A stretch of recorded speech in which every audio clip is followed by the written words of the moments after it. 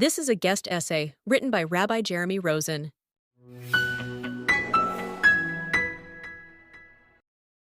We are approaching a period of atonement, the holiest Jewish day, Yom Kippur.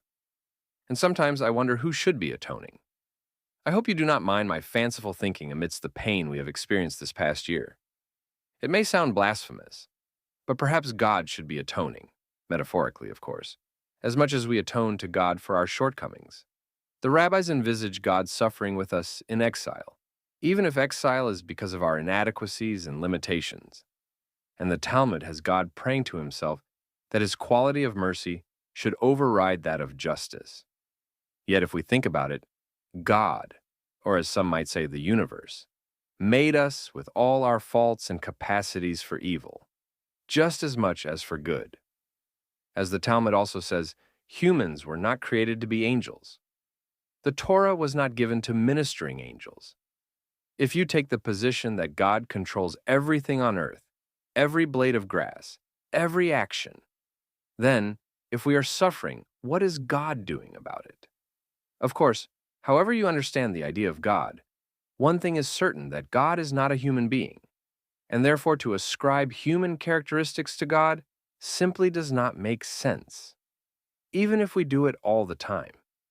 Rather, God, or the idea of God, offers us a template for living a good life within the context of a spiritual dimension as well as a physical one. When we look at the physical world, we see this constant turmoil and conflict between good and bad, and struggle to deal with it.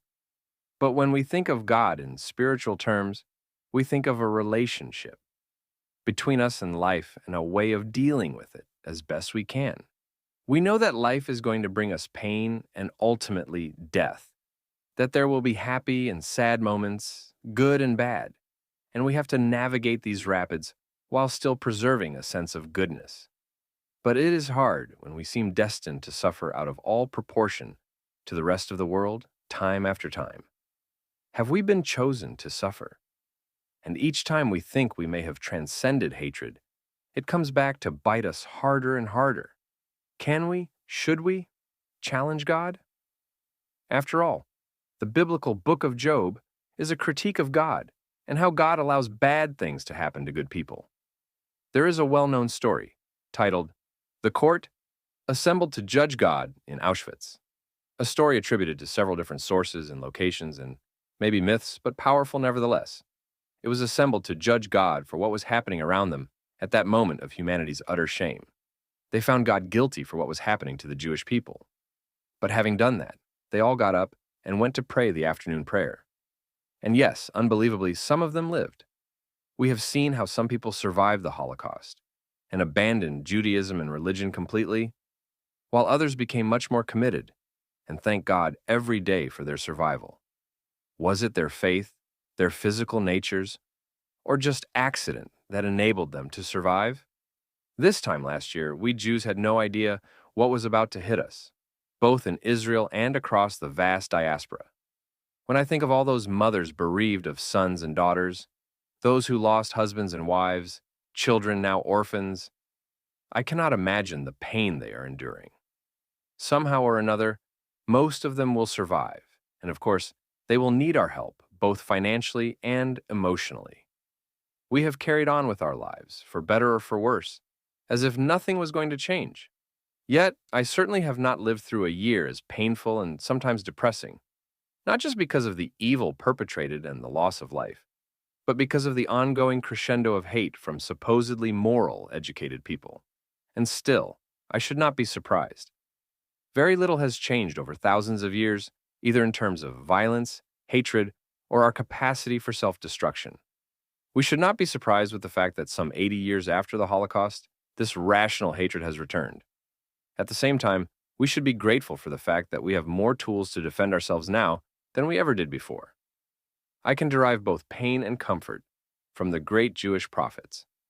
Consider the first chapter of the book of Isaiah, how passionately he condemns the abuses of the kingdoms of Judea, politically, socially, and religiously corrupt. He compares them to the men of Sodom and Gomorrah. Whether kings or priestly religious leadership, many of them were rotten to the core. as he predicted the awful collapse and destruction at the hands first of the Assyrians and then the Babylonians. And yet, within another chapter, he is dreaming of a perfect world of justice, truth, and beating swords into plowshares, with no more warfare, comforting us with visions of a better world and a second chance.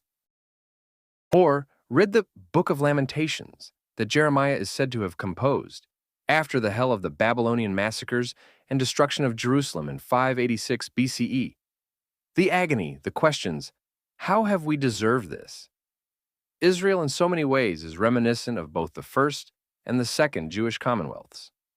A conflict of opposing values and worldviews, constant infighting, and simultaneously, an existential threat from the outside. I do not think we can expect conversions to different ways of thinking in the contentious world in which we live. Left will not speak to right. Marxists will not become capitalists until they grow older. Secular will not speak to religious. Religious will not speak to each other. Each one lives in a cultural and electronic bubble in which they reinforce their own preconceptions, priorities, and ambitions. We are living in a world without trust. We do not trust governments. We do not trust institutions. I have no idea where this is going to lead. But the one thing I do know is that for all the crises before October the 7th and since, the one common and remarkable factor that binds us is a shared solidarity when the crisis strikes, that we can, on occasion, pull together. The root of this solidarity is loyalty, to put it simply. Either you are for the Jewish people's survival, or you are against us. That does not mean to say that we cannot criticize, that we cannot complain about corruption, dishonesty, failed policies, missed opportunities, wherever it comes from. It is no different to a parent having a delinquent child and trying to help them change.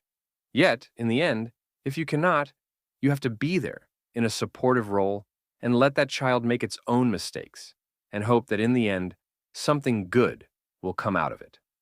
The world goes on according to its own system and rules, says the Talmud. But there is hope and faith.